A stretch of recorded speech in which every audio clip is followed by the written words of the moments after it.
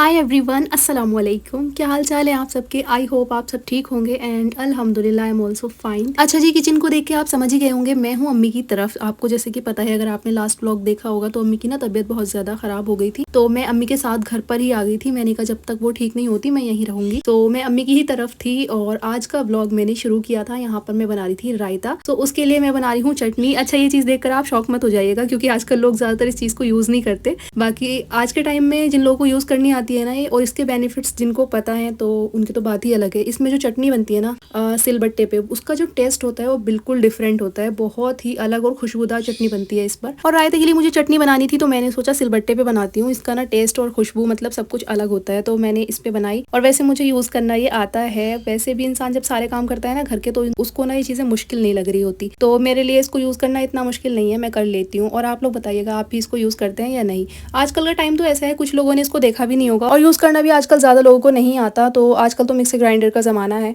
और वैसे हम भी वो यूज़ करते हैं, मैं क्यों झूठ बोलूँ। लेकिन कभी कभी क्योंकि अम्मी के घर पे ना ये है सिलबट्टा, तो मैं इसको यूज़ कर लेती हूँ, कभी अम्मी भी यूज़ कर लेती हैं। तो जी यहाँ पर हमने दही में डाली चटनी और काफ़ी स्पाइसी सा हम रायता बनाने वाले हैं, चटपटा वाला। और इसका ना इसमें ब्लैक सॉल्ट डाला, व्हाइट सॉल्ट डाला और जो मैंने चटनी बनाई थी वो डाली। और मैंने बूंदी को ना भिगोने के लिए रख दिया था, तो ये सॉफ्ट हो गई थी तो मैंने इसमें ऐड कर दी। और मैं ना आज थोड़ा थिक वाला रायता बनाने वाली हूँ क्योंकि बस मन कर रहा था, मैंने सोचा इसको बना के ना फ्रिज में रख देते हैं, फिर खाएंगे ना इसको।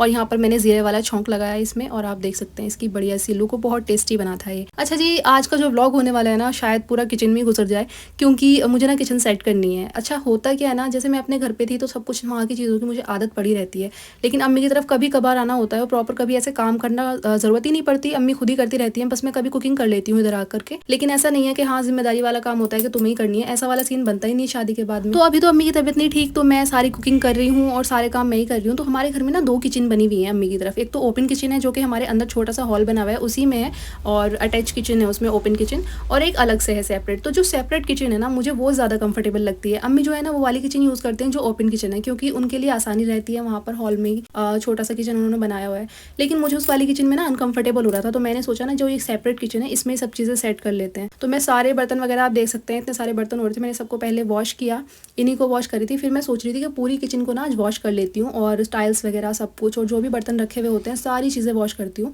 क्योंकि ना मैं यहाँ पे थर्सडे को आई थी अम्मी के साथ। थर्सडे से ना अम्मी की तबीयत ख़राब है और आज तो जो है ना ट्यूसडे है, तो इतना दिन हो गया है बहुत ज़्यादा। तो सारी चीज़ें ऐसे ही मतलब जितना यूज़ में हो रही थी मैं साफ़ सफाई कर रही थी, लेकिन जो किचन ये वाली थी ना ये बंद पड़ी हुई थी, तो बहुत ज़्यादा मैसी और गंदी सी हो गई थी, डस्ट वगैरह आ रही थी काफ़ी ज़्यादा। तो मैंने इसको सारी को ना वॉश किया, इसकी टाइल्स वगैरह धोई, और इसमें जो बर्तन रखे हुए होते हैं उनमें भी काफ़ी ज़्यादा डस्ट हो गई थी क्योंकि शेल्फ जो है ना इसकी वो ओपन है, तो उनको ना बहुत अच्छे से ध्यान रखना पड़ता है, क्लीन करनी पड़ती है। तो पहले मैंने सारा कुछ वॉश किया। फिर मैं सोच रही थी कि जब सब कुछ वॉश कर ही रही हूँ तो इसमें चूल्हा वगैरह मैंने सेट कर लिया था, मैंने कहा यहीं लगा लेते हैं। इसको भी मैंने सही से वॉश किया। फिर मैंने कहा अभी दोपहर का भी टाइम हो रहा था और मैंने सोचा साथ साथ ना मैं खाना बनने के लिए रख दूँ, इसलिए पहले मैंने चूल्हा धोया और इसको धोने के बाद में मैं सिलेंडर वगैरह सेट किया। इसी वाली किचन में स्लैब पूरा साफ़ हो गया था, बाकी की चीज़ें बचती थी, मैंने कहा वो मैं बाद में करूँगी, जिससे कि ताकि साथ साथ ना मेरा खाना भी बन के रेडी हो जाए।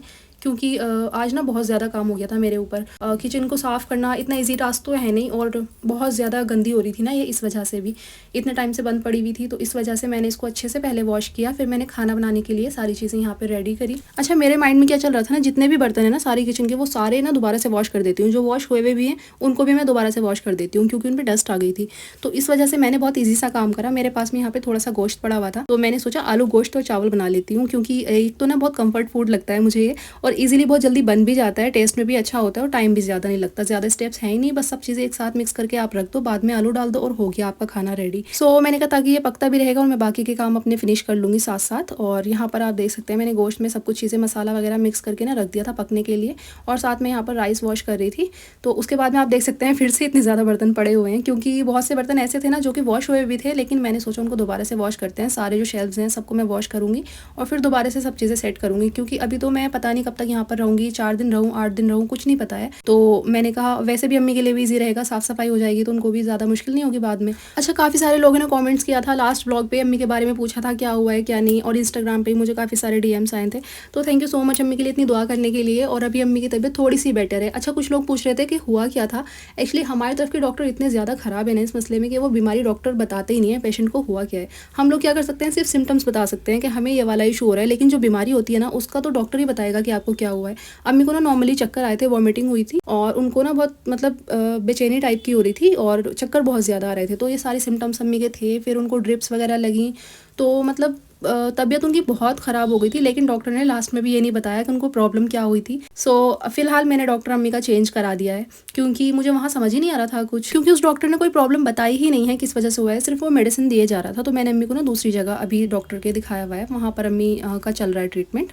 और उसके बाद जी, आप लोग जो इंस्टाग्राम पे मैसेजेस करते हो, वैसे मुझे वहाँ भी रिप्लाई देने में कोई प्रॉब्लम नहीं है, लेकिन आप लोग ना यूट्यूब पे भी कमेंट करके मुझसे पूछ सकते हैं कुछ भी, ब्लॉग के बारे में या किसी भी चीज़ से रिलेटेड आप कुछ भी पूछना चाहते हैं तो आप कमेंट्स भी कर सकते हैं। मैं वहाँ पर भी आपको रिप्लाई कर दूंगी, क्योंकि हमेशा इंस्टाग्राम पे रिक्वेस्ट चेक करना जाके ईजी नहीं होता, मेरे लिए पॉसिबल नहीं होता। तो आप लोग ना नॉर्मली यूट्यूब पे कमेंट करके पूछ लिया करें, मैं यहाँ भी रिप्लाई कर दिया करूँगी। और अच्छा, कुछ लोग कह रहे थे कि अभी आप तो रोज़ व्लॉग डालने का बोल रही थी और फिर से आप गायब हो गई हैं। तो यार बस वही चीज़ है ना, इंसान जो सोचता है वो कभी नहीं होता, वक्त का कुछ नहीं पता होता कब क्या हो जाए। अम्मी की तबीयत अचानक से खराब हुई और फिर सब कुछ ना चेंज हो गया, क्योंकि मैं अपने घर से यहाँ आ गई तो इंसान का रूटीन एकदम डिस्टर्ब हो जाता है, सब कुछ गड़बड़ हो जाता है। तो इस वजह से मेरे व्लॉग नहीं आ रहे थे। अब इंशाल्लाह मैं कोशिश करूंगी व्लॉग बनाने की, लेकिन क्योंकि आपको पता है अम्मी की तबीयत इतनी नहीं ठीक, तो मेरे लिए पॉसिबल नहीं होता रेगुलर व्लॉगिंग करना।